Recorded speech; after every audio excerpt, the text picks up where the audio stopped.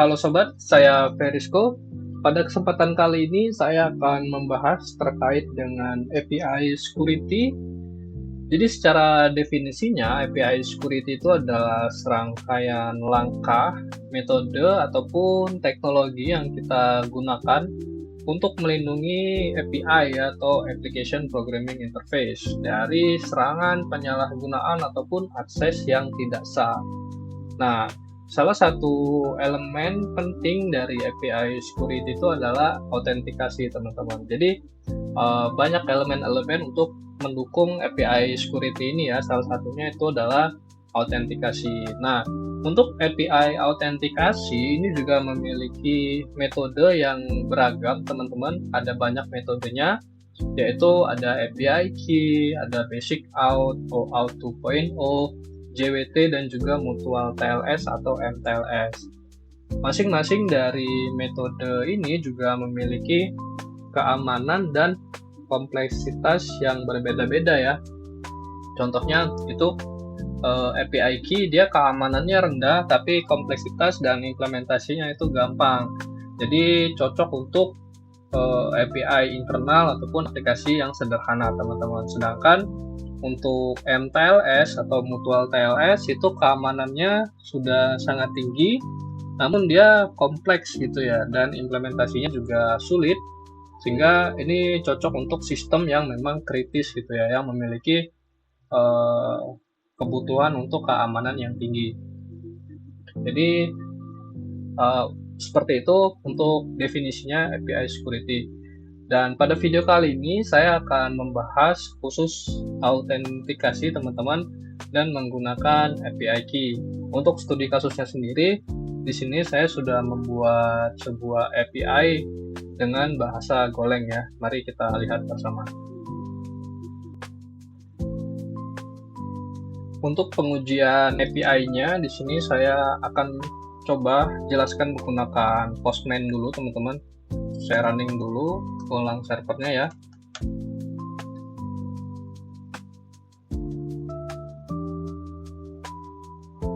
Oke, di sini saya buka dulu dengan Postman.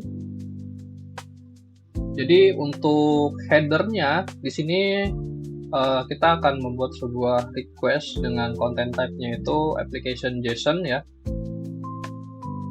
Jadi bisa dilihat di API handlernya, di sini saya set content type-nya itu application JSON. Jadi jika request-nya tidak mengandung application JSON ini, maka akan di return error ya. Selanjutnya untuk request body-nya menggunakan dua parameter saja. Yang pertama itu parameter username, yang kedua itu password. Nah, di sini simple saja untuk logiknya, teman-teman. Jadi untuk request-nya nanti akan divalidasi ya. Untuk validasinya saya menggunakan function validate login ini.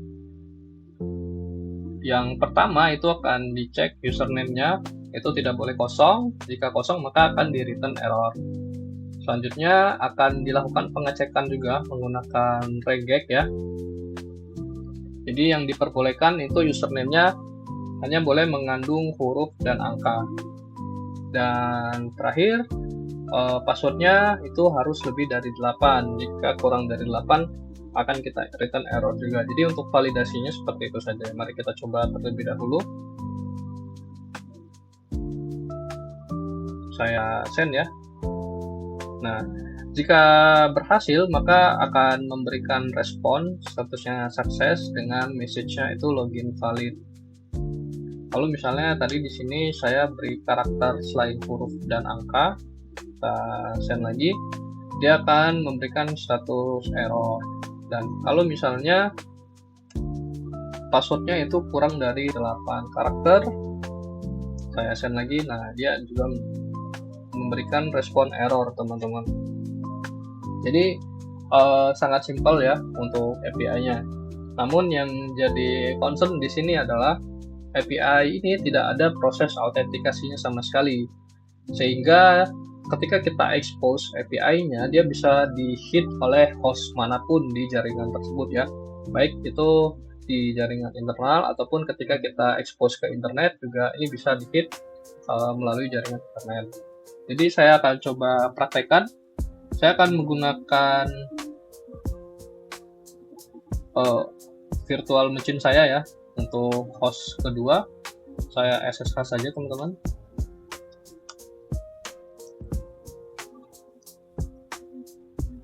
Dengan 2.168.1.5.6.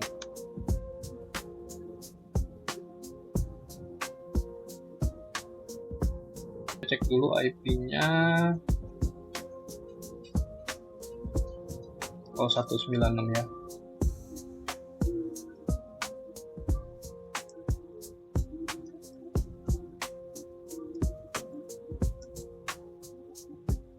Oke, sudah masuk ke Ubuntu server teman-teman. Di sini saya akan tes scroll saja ya. Scroll min expose, lalu API-nya di 192.168.1.9. Saya cek dulu IP Windows saya ya. 126.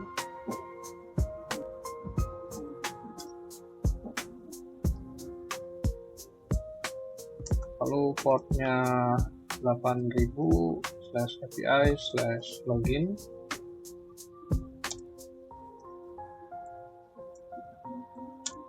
Lalu headernya di sini tadi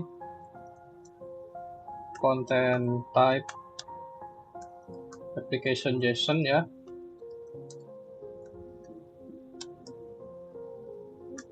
Lalu untuk parameternya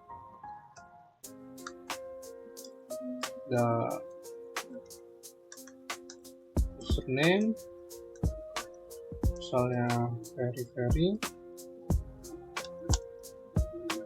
Lalu yang kedua itu parameter password. Nah, password.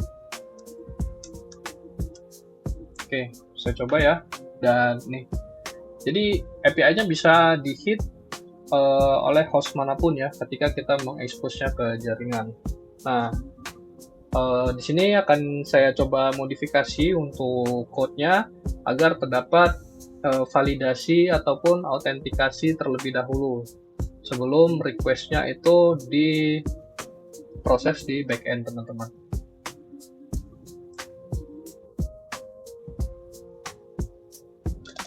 Oke teman-teman, langsung saja untuk validasi autentikasinya saya buat function di file validator.co ini ya. Nanti kita panggil functionnya di handlernya. Jadi saya buat variabel dulu.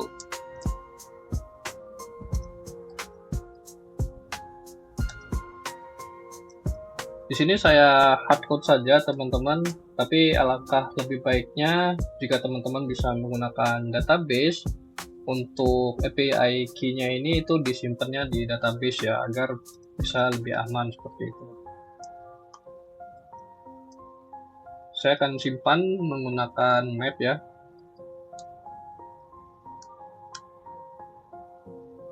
Oke, jadi misalnya itu key 1, 2, 3.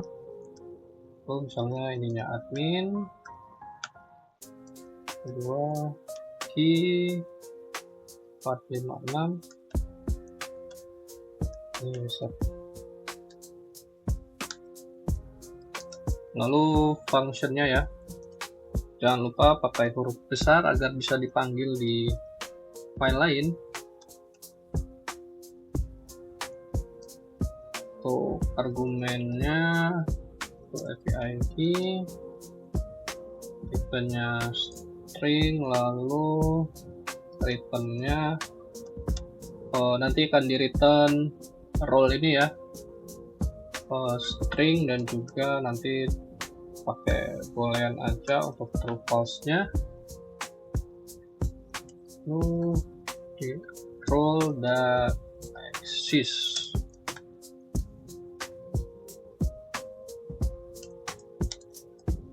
Valid API key. So API key di return role dan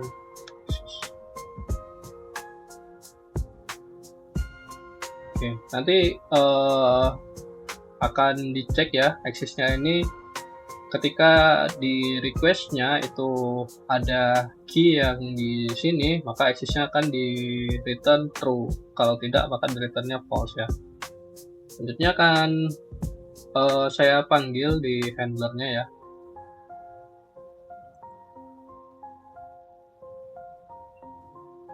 Oke, API key. Saya akan baca headernya nanti pakai get. Kalau misalnya itu text API key, lalu tadi role dan is valid. Nah, di sini saya panggil functionnya tadi ya dengan argumennya API key. Selanjutnya, jika is validnya itu false,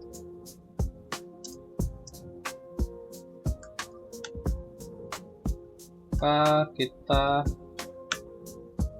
balikan respon HTTP status on OS. Lalu saya akan parsing message-nya ya, dan JSON encoder encode respon. Jadi respon itu adalah ini struct untuk status dan message ya teman-teman.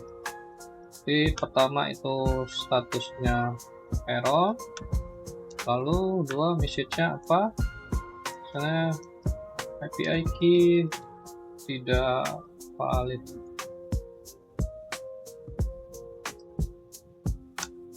Lalu di return. Nah, ini untuk penggunaan API key-nya akan saya log juga ya. Ya, API key valid. Kita catat role-nya. Build dari variable role. Oke, kurang lebih seperti ini teman-teman. Jadi nanti di request header-nya akan diambil header ini ya, lalu akan divalidasi di function ini tadi. Jika API key-nya valid, maka prosesnya akan diteruskan. Tapi jika tidak valid atau false gitu ya, API key-nya salah, maka akan di return error ini. Mari kita coba kembali. Saya run dulu. Oke, saya buka kembali Ubuntu-nya. Nah, kita coba seperti ini dulu ya.